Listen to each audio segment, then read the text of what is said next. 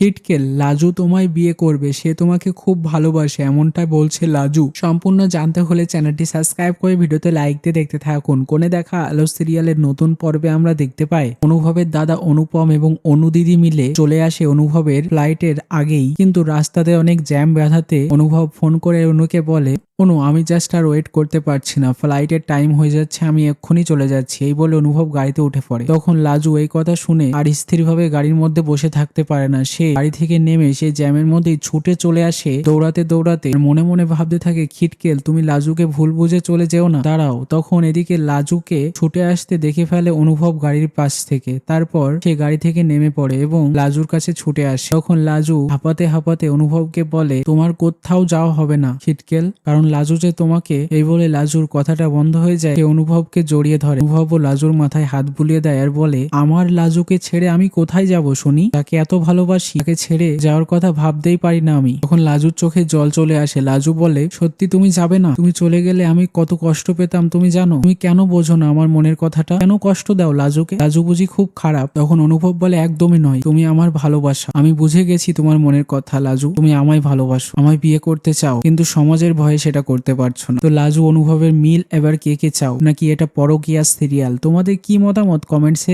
এখনই জানিয়ে দাও। ধন্যবাদ সবাইকে।